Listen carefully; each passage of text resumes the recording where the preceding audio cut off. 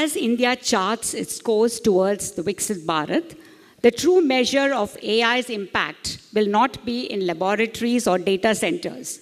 It will be in the transformation of our core sectors. For our panel on AI transforming Bharat's core sectors, I now invite our moderator and my former colleague, Shrikant RP, editor, Express Computer. A huge round of applause for Shrikant.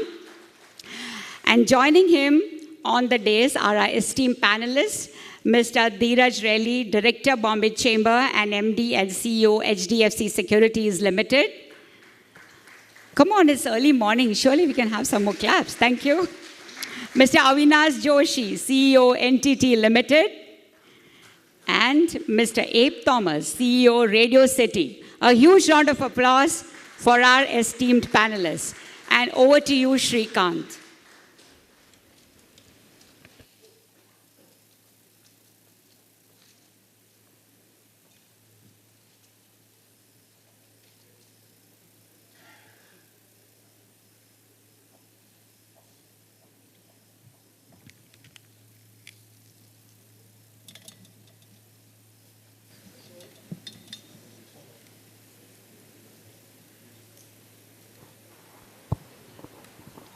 So let me start the day with,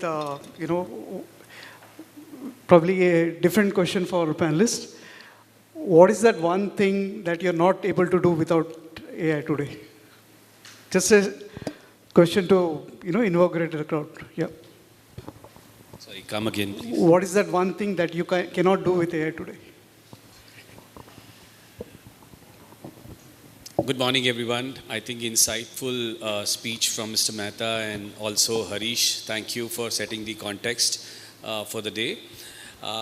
We all know that currently AI is in the discussion and also in these various stages of the implementation and assimilation for almost all possible areas of businesses and corporates and so on. So to that extent, I think we are really looking forward to leverage AI in everyday's life. There are many activities currently we don't do where we don't leverage AI, but in every activity there has been some progress to explore AI for sure. So to that extent, we are at various stages of AI leveraging. So there are use cases where we've gone live, we are seeing the ROI already in place. There are various AI initiatives that are in the proof of concept stage where we are experimenting, implementing, evaluating the cost and ROI and also how it can enable us to deliver better outcomes. And there are certain at a concept stage also where we are looking at, where all we can leverage it. But I can tell you, it's not noise, it's not cacophony, it's the integral part of our approach, how we want to leverage the AI. Okay. Avinash? Thank you, Shrikant. Like what Harish said and other Harish said in the applied intelligence, right? I think it's a journey. We are well on course. Is that better? Yeah, okay. I think we are on this journey well on course. Now, in a business environment, practically everything what we do today is AI assisted, at least, if not AI led. Obviously, I think it will require a little bit broader thinking, keeping in mind what's the context of the business what we do, and also what guardrails we should have. But I mean, my personal experience, my own productivity, when I look at my day-to-day work now, has gone up at least by 20-25% just because I've started using some of those tools, whether it's Copilot, whether it's Claude, or a few others. So for sure, I think on a lighter note, what we are not able to do with AI today yet is the traffic problem that we are not able to solve yet. So I guess that's what we got to work on. Good morning. So as an organization, we are currently experimenting with AI. I think the real transformation will come when they get into the workflows, right? Right now we are trying out different things, and for a category like ours and a brand like ours, trust and credibility is very, very, very critical, right? So we're using this to improve efficiency. So currently the benefits are just higher efficiencies. It's freeing up our own times to do more evolved work, but it's still at that early stage of experimentation. Okay, let me put some numbers to what I said, and then we'll probably get down to serious questions. So India's digital economic contribution to GDP is expected to grow to about 20%. This was roughly about 4 or 5% maybe a decade back. AI, according to different reports, can add about 5.9 to 7.2% increase in GDP by 2030. So in the next 4 or 5 years, we can expect that quadruple jump to happen. But at the same time, all sectors are different. So BFSI increasingly leads adoption at 68%, followed by tech at about 65%. Manufacturing, interestingly, sits at just 28%. Infrastructure and transport around 20%. And media and entertainment, about 10%. So growth is uneven. So my question to the panelists is, obviously, while we have progressed a lot, but the growth is uneven and a lot more can be done. So what does it take for India to close this gap? And where do you see the major opportunities? I can start with any one of you. So if you have to take today's example, I understand you are dealing or using AI in different ways, but purely from a vision point of view, if you have to really explore the full potential of AI, where do you see are the major opportunities for you? Any one of you could start. Yeah, please. Sure. I think today, for sure, AI, there are two aspects of AI. One is what AI can help us from a productivity standpoint, enterprise, cost takeout, efficiency, so on and so forth. I think there is another aspect of AI which is at the front end, that how AI can help us improve client experience, people experience, citizens experience, right? Like I said earlier, it's a journey. So today what we see is a lot more efficiency-driven, productivity gain type of initiatives. One of our experience, we as a IT services company in India and globally, we have about 190,000 employees, IT services professional, right? And what we have started observing is that the productivity gain, what we can do just on one aspect of what we do, which is software development, right? That productivity is around 30-35%. Today in one of our division in India, we write roughly about 5 million lines of code just by AI. No human intervention, just AI is coding that with various different tools. And we have seen a clear-cut evidence of 30-35% productivity gain there.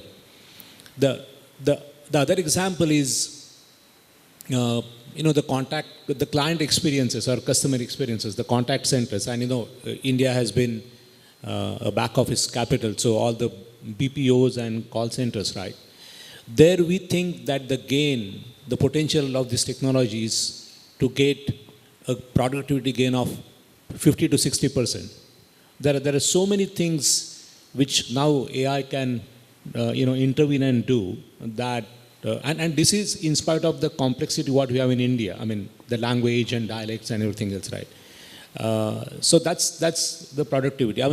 The another example I will give you right now, we have done a POC with one of the leading automotive manufacturer, and this is all about analyzing how the drivers are driving the vehicle, and by giving them instructions or a feedback while they are driving or afterwards, we think that there is a fuel efficiency of 5% to be gained. So an example, if as a driver, if I'm having a way of driving the vehicle, and if it is something which is not optimal or efficient, I can get then and there a voice instruction in my boss's voice saying, hey, either you are going too fast, too slow, or don't take a fuel stop here, take a stop after, such and such kilometers. So, and then just imagine that, this can be done in different languages, in your boss's voice, just to make it highly personalized. So this is the power of AI one can do, right? So I think both are on the efficiency side, very clearly we see 30 to 60% gains, and then experience side, a completely different experience. Some of that we all, when we use the tools, we can use, we can experience that in our personal life as well, right? So I think that's what I would say. Fantastic. Yeah, Dheeraj. Yeah. So let me add to it with the more practical examples how we are actually leveraging AI and where we put AI already into the use. At HDFC Securities, we have been acquiring customers. Earlier, 10 years ago, customer would sign about 38 signatures. Now it's a 5-6 minutes journey. One can complete the whole journey through the digital methods only. And if at all a customer is getting stuck at some point, there is an intervention required, and this was done by the human beings. Ki, okay, you can upload like this and you can correct it like this, where this is where you're going wrong.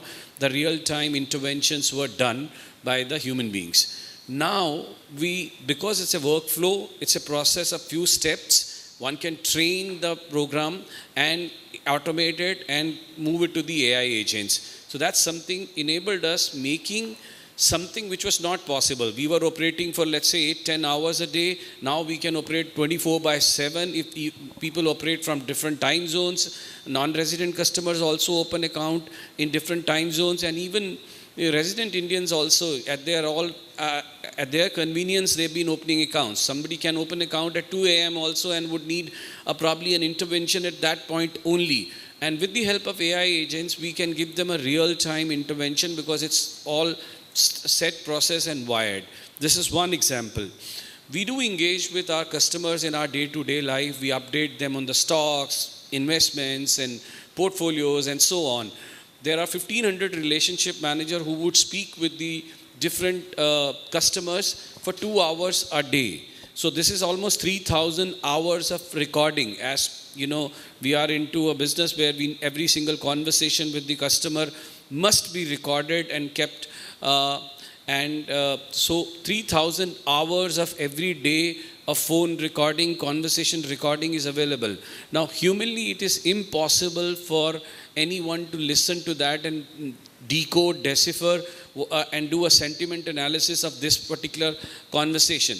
Whereas through the AI with voice analytics, today we can do the tonality analysis, sentiment analysis, and also give keywords to the and figure out if the, let's say, customer is raising voice or customer is using words like I am dissatisfied, you are fraud, this, that, where there are unpleasant conversations. One can pick up those unpleasant conversations specifically and listen to them again and see that why, these were unpleasant conversations and how we can proactively reach out customers and course correct the same at least. So these are the kind of use cases. In fact, my internal audit team is also leveraging this data analytics to ensure that they can pick up the right kind of an engagement, and they can see that our relationship managers are only advising and talking about the stocks that are in our coverage. We are not allowed to speak on the stocks where we do not have active coverage. So if at all a relationship manager give any advice, any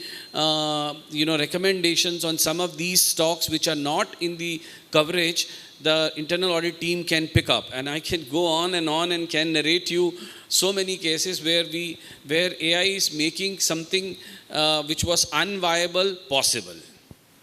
Okay, just for a follow-up question, Dheeraj. So if an X base was accessible to be earlier, what is that quantum jump roughly would have seen post in the AI world? From an accessibility point of view and from a servicing point of view, like you mentioned, NRI customers, servicing customers at different time zones, just to...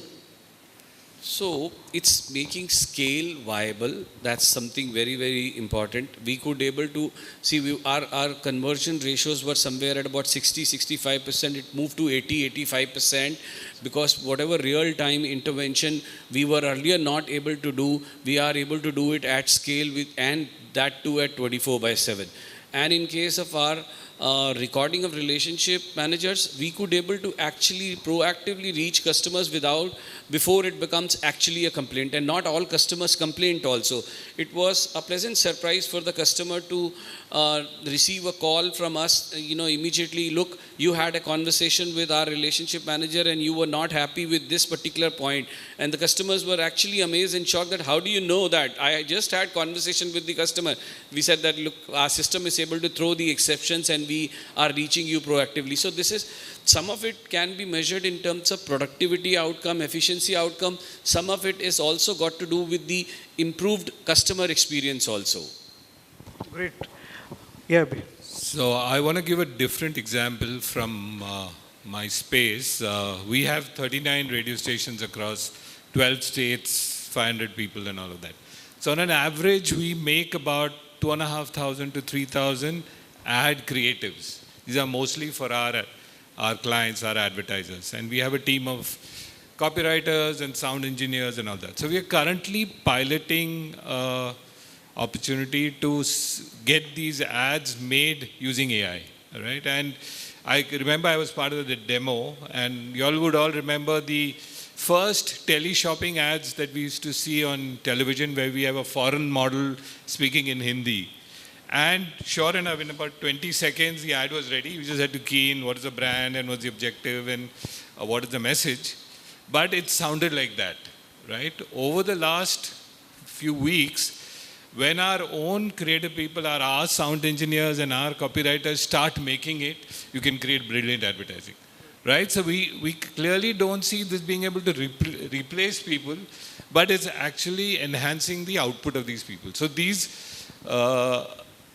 so currently, like I said earlier, we are at an efficiency stage. We are seeing a possibility of large efficiencies, but the real transformation will happen when it gets embedded into our workflows, right? So we are all working towards that. Okay. Now, purely, I think it's an important question which got addressed in some parts during both Harish's discussion, the composition of your workforce. So if you have to plan for the future, how do you plan for your workforce? Because the mix is changing. You'll have AI-trained humans, if I can say that, and also AI replacing some of the tasks, what you normally do. So how do you really plan for the next 2 or 3 years? And what is the expectation that you would have from the workforce which is entering your industry? If I can start with you again. Yeah. So obviously, like digital literacy was a prerequisite to enter the industry, AI literacy is also becoming prerequisite to enter it. So there's no debate on that. But very clearly for brands like ours, where trust and credibility is still very important to us, we don't see the editorial decision and that thing going to AI. We'll see a lot of other things which are more mundane and predictable to kind of come there, but the human intervention has to be there. So the role of the person is moving from doing these mundane jobs to actually making it work. And unless there is a lot of fear that AI will come and replace everything, and that was the reaction of some of my creative people when they saw this jingle maker, as they call it, which is churning out jingles in like 20 seconds. But once you see the quality of that, they're saying, you need people like us to make great ads. So I don't see the replacement happening as much as enhancement of the output. Okay. So what would be some of the skills that you expect the workforce, specifically if somebody wants to enter your industry, for example, apart from what you have said, any new skills that you think will be very relevant for? See, currently there are, everything is going towards experience and personalization, right? Moment you are able to use AI to understand that if I have to, for me, as it is, my medium is local, right? So I have so many languages and the local nuances have to be addressed. And brands want local, they don't want reach anymore, they want engagement. So unless my content engages with the consumer, it's of no use to the brands either. So that is what you require, and therefore AI can help you understand that better. It can't replace what you do. Okay. So Avinash, I have a slightly different question for you in terms of the skill sets, changing skill sets in your workforce. So for example, the L1, L2 support, which was done by humans, now probably it's automated by AI. What are the skill sets that you think are getting replaced now? And what are the skill sets that, people entering your industry will need more in the future?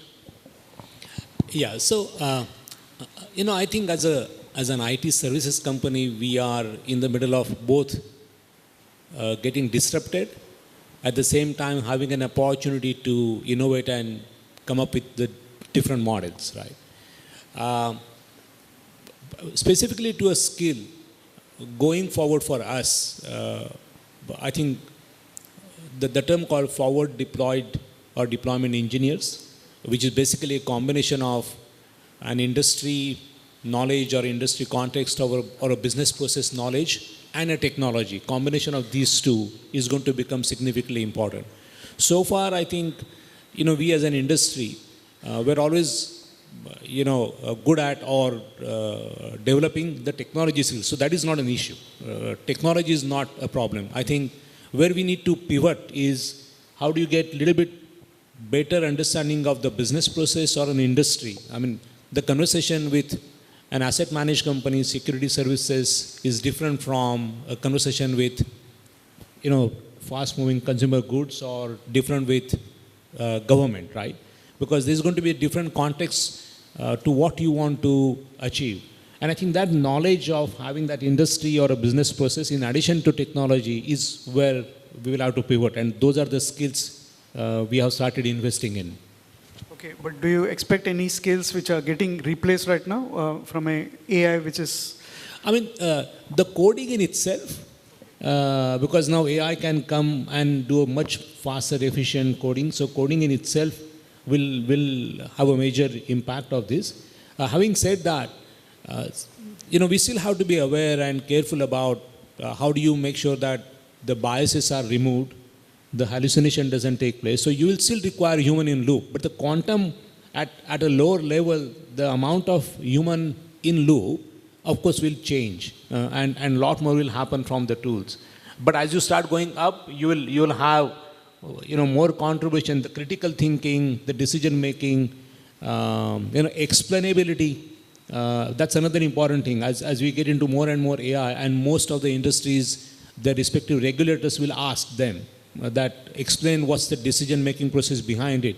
Today, when everything is being done by human, you go and explain that in terms of the process. When it is done, so to speak, in a black box, how do you explain that, right? So that's where I think that explainability will become important.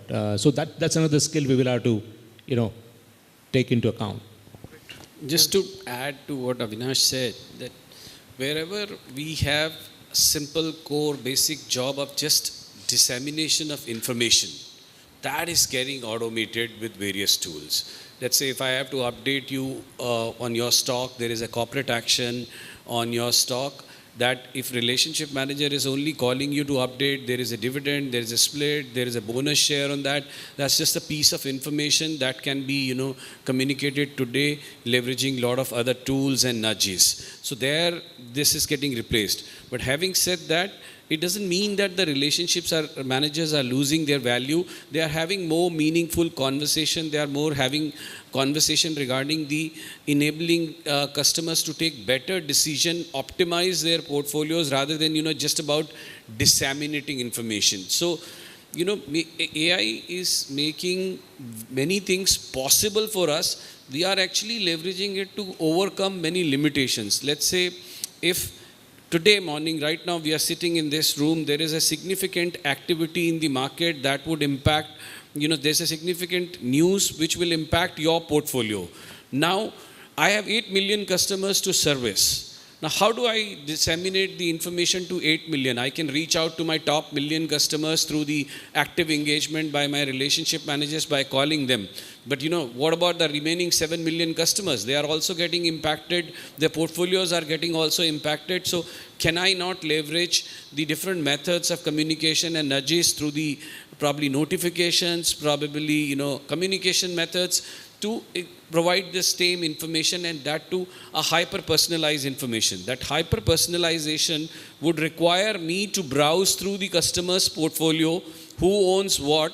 We are sitting in ITC hotel. Let's say there is a significant news in a ITC hotel that they have acquired a company and probably that would have an impact on the share price. And I need to first figure out who all own already ITC hotels as a stock and how do I communicate to them. Just an example. I'm giving you more specific example rather than speaking about the general advantage or about the AI.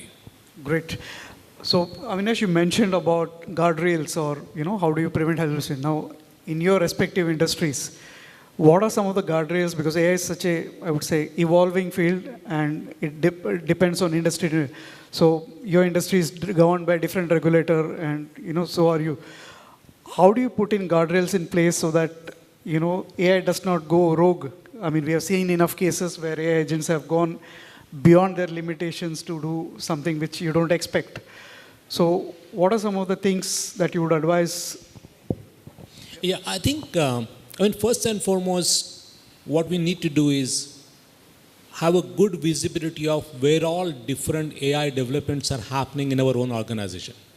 2-3 years ago, we realized that being a global in nature, 50 different countries we operate in, there were these pockets of AI developments were happening all over the place. One, of course, it was suboptimal, but also then it was becoming even more difficult that how do you put the guardrails, right? So first and foremost, what we did is we created one consistent way of doing AI development in our organization, a platform called Accent, what we call internally. So now any development around AI takes place only on that platform, so that now we know where to look for, first of all, right? And I think any large organization here, I would strongly recommend that take that into consideration. We have similar example what we are doing for BMW, where they develop about 9,000 applications every year, and they all were getting developed in multiple different platforms, and they consolidated that into their own version of the unified platform. So first and foremost is that.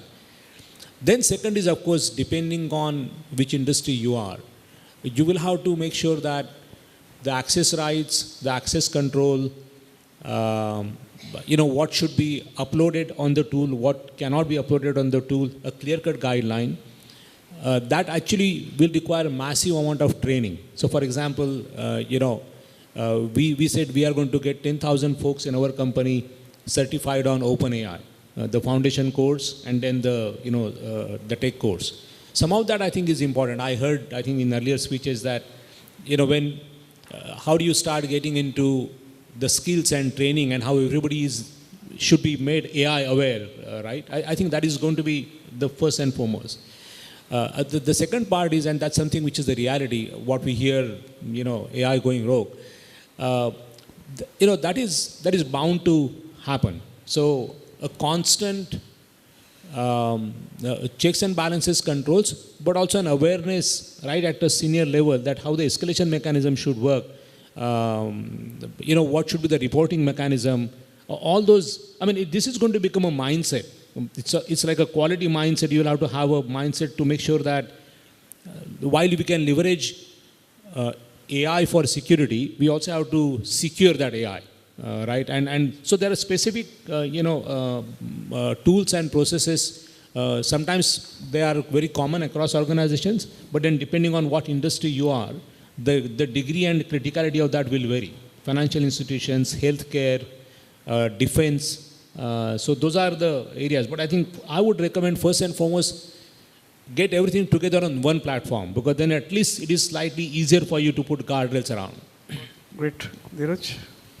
I think Harish said that AI is a Brahmastra. Who owns the IP of Brahmastra is not the question. I think how do we unleash the Brahmastra is the most important thing. If we have to unleash the Brahmastra, then guardrails have to be in place. One has to look at the security ecosystem, and like today we allow our developers to use open source, but we are not yet able to leverage Claude because we are looking at how do we control the coding and how do we have a trail on that. Open source itself has helped us to improve the coding efficiency significantly, but we are just exploring the enterprise engagement with the Claude or other tools so that we can help them to explore. So this is just one example of it.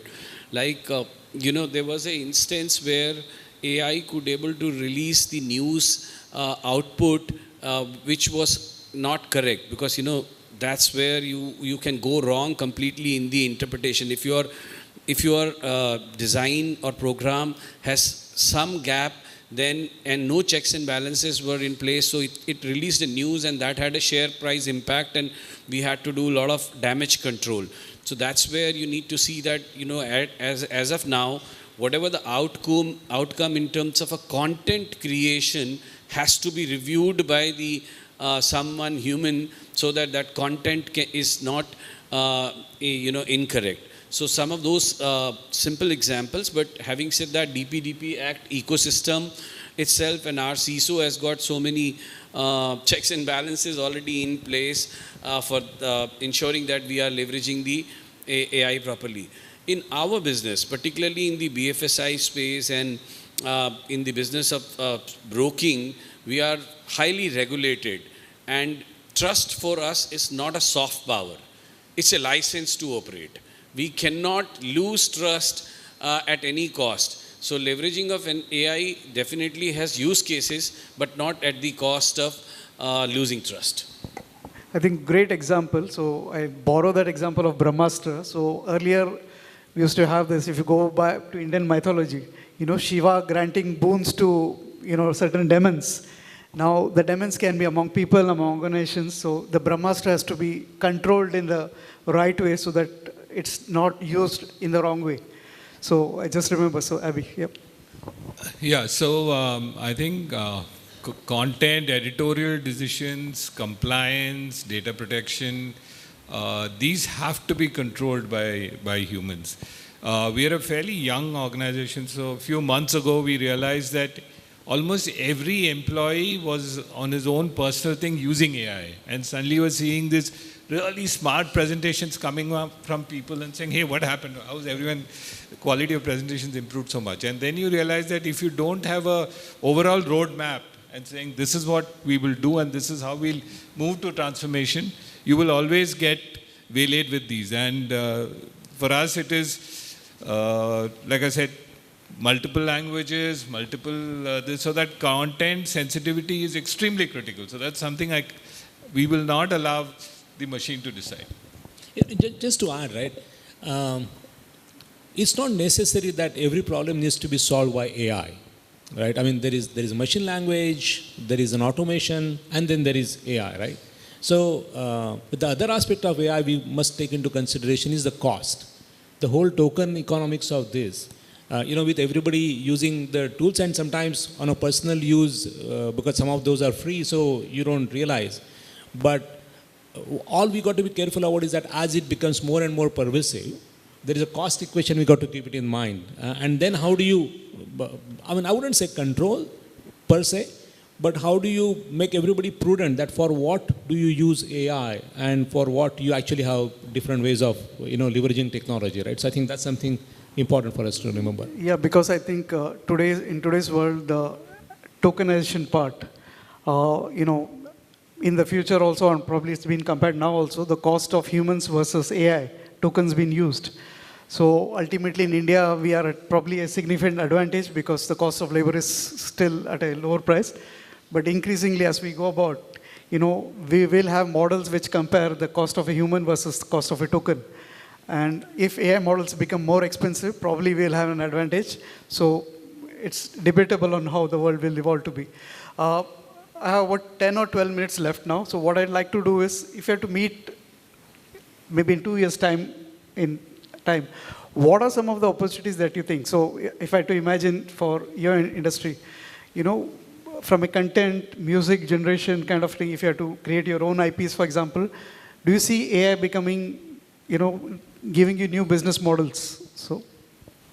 Oh, absolutely. I think as it gets into the business process, whether it is in lead generation, whether it is in customization of the offering to the clients, in a host of areas, we can see huge advantages, right? Today, we again have some 15,000 plus advertisers, right? And we have a relationship with them. But now being able to pinpoint and go really sharp in terms of what does each client of require, I believe AI will get there. So lead generation becomes a big upsell. For us, in terms of the experience itself, I mean, we've tried creating music using AI. We've experimented with an AI RJ on air. And then you realize that they lack the soul, right? So if it's created by a professional creative guy, then the quality of the output comes up. So they have to coexist. I don't see it taking over some of these core functions like we discussed. Very interesting. Avinash? You know, one of the current thinking is, well, this is going to impact the jobs for our industry, right? I don't think the current business model, which is largely human-centric, is not going to die. I think it will just evolve into different skills, and you will still require, humans to perform those. But what I expect in 3 years' time significantly is, today more than 60-70% of our time just goes in gathering data over multiple different functions, departments, whatever, and then you probably have 20% time for the critical thinking and then some decision making. In its true spirit, if in 3 years' time, if we get all our acts together, starting with the data and everything else above, if we can have 70-80% of our time, especially at the decision makers level, on thinking, strategic thinking and decision making, and not waste time in just gathering data and assessing whether the data is accurate or not, I think that will be a huge boost for the enterprise productivity. Going back to what Harish said about our engagement or investment in research and development, I think somewhere we got to free up that mental bandwidth so that we start thinking about investing in research and development and not just making the process efficient, right? So you require a monetary capital for that, of course, but you also require a human capital of thinking, about that. So I do think that if AI has that potential of freeing up our bandwidth, mental bandwidth, so that we start focusing on future. My personal take is that AI is going to amplify the efficiency and productivity of almost all possible resources, and I'll just give you a context in the equity research. We have almost 35-40 research analysts who would cover about 300 companies, and they have a view on those companies for our customers, all retail as well as institutional customers. But there are 4,000 companies that are listed, and industry at large, probably I have only coverage on the universe about 600 odd companies, and beyond that there is nobody who can give you a view on these companies. Now what do? Like Harish, HDFC Mutual Fund, they are our customers. They are looking forward to create a new portfolio. They are looking at new opportunities, small caps, etc. They need to know about which companies they can invest in their portfolio. So this is currently unviable because the research analyst costs are huge. You don't get talent. You don't get that kind of a viability to hire these many resources and put them to use. But with the quant model, with AI programming, one can look at the hundreds of different parameters on a real-time basis and able to come out with the outcome, which may not be at par with the a detailed research done by the research analyst, but it would suffice 80-90% of the job. And as we train our program, probably it will get even better than the research analyst, who knows. So these are the ways we'll amplify the productivity and improve efficiencies at an overall level. My personal take is that whether we like it or not, all our employees are actively using AI in their personal space. Chat GPT, Perplexity, and few more coding sites or for travel bookings, etc. are few examples. But they are using beyond that, and particularly in the technologies team and marketing teams, they are exploring more and more. So if we don't give them an ecosystem, I think they will, in any case, will become AI native. So my take is that we all would. I don't see this as a threat.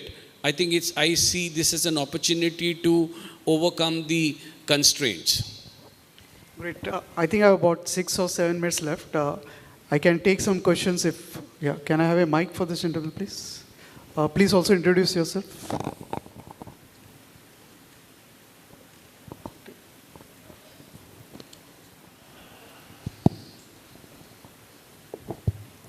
Yeah, very brilliant session. So thank you very much for your insights. I'm Uday Singhani, and I'm a member of the committee of the digital committee of the BCCI.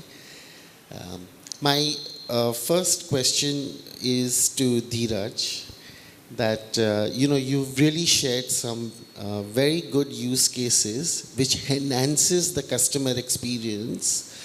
My question here to you is that, can you give us some use cases, or how do you use AI for better decision making at this strategic leadership level, maybe on a day-to-day basis or on a weekly basis?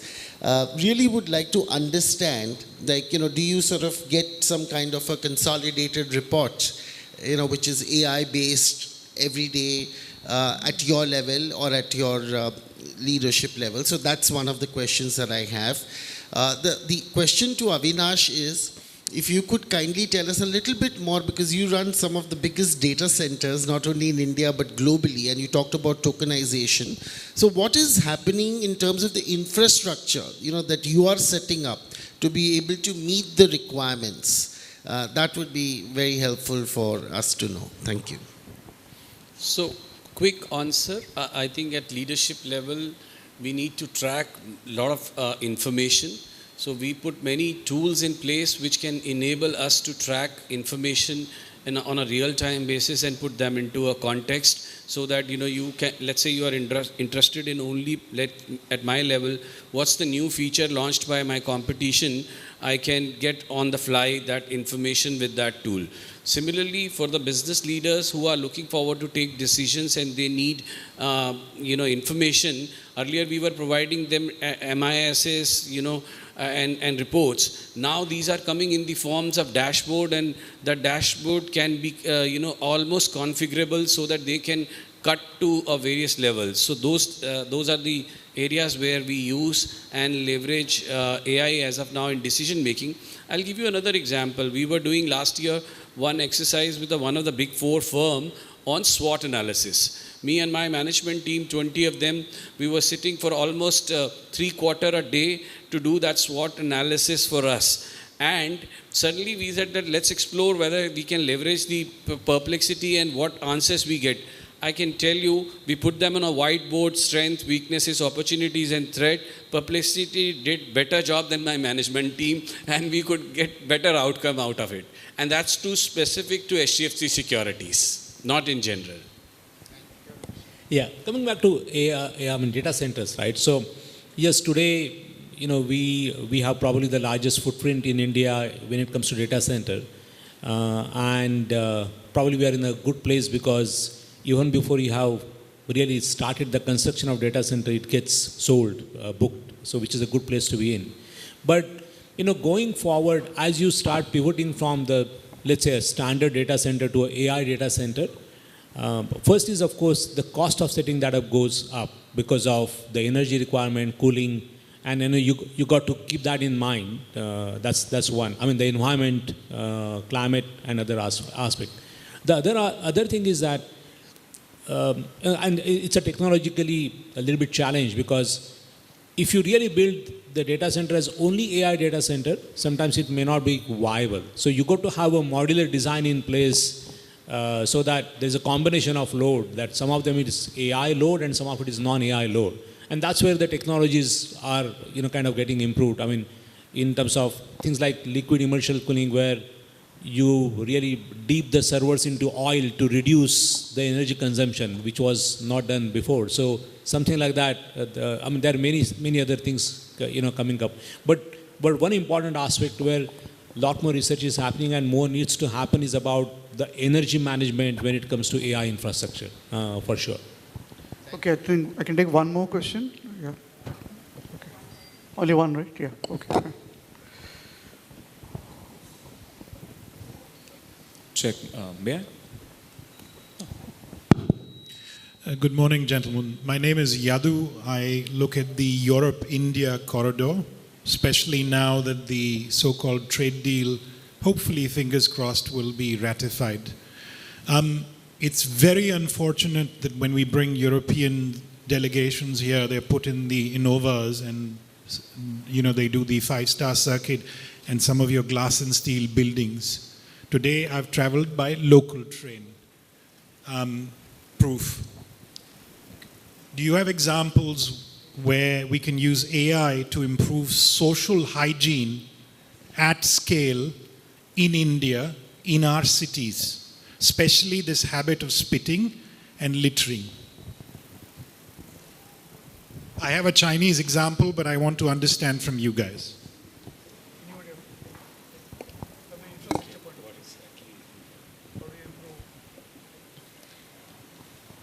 I mean, do we have an example of leveraging AI for a specific example what we gave?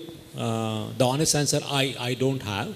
But I do think that a broader citizen services, if you take that as a topic, there is a lot more work government is doing. And I mean, it's not only government who can improve that. I think then it's a culture, what we do and how do we do. But for example, waste management is one area where organizations are looking very specifically to see what can be done to improve that.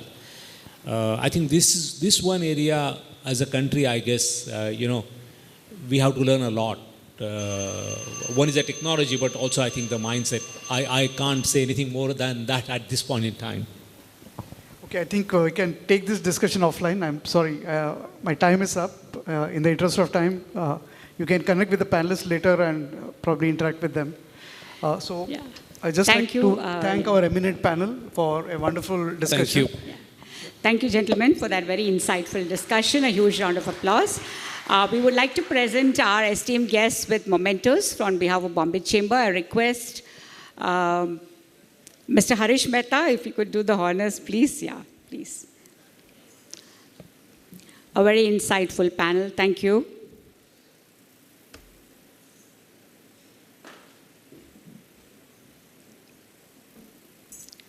We can have a group photograph after that.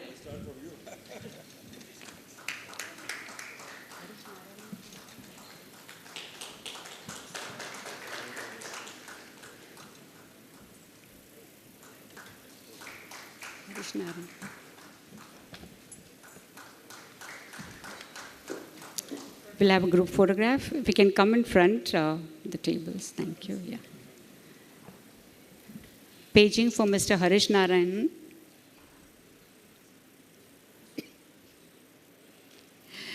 Yeah, he can join on the stage. Thank you.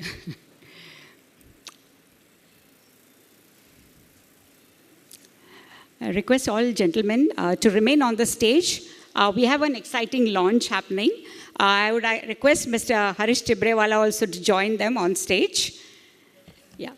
So Express Computer is India's leading B2B technology publication focused on enterprise IT, digital transformation, and emerging technologies. Published by the Business Publications Division of the Indian Express Group, it serves CIOs, CTOs, and IT leaders.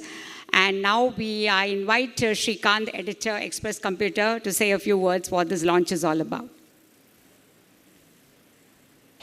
So, Express Computer, Harish knows it. We've been associated with him for a long time. We have been in this business for about more than 3 decades now. We had briefly stopped during COVID time, the print edition. We were active online. Now we are relaunching this edition, the print edition specifically. And we hope to have the views and perspectives from all you people. So thank you for being with us all these 3 decades, and we hope to continue in the future too, of having a wonderful association with all of you. Yeah. Can I have the books, please? Yeah.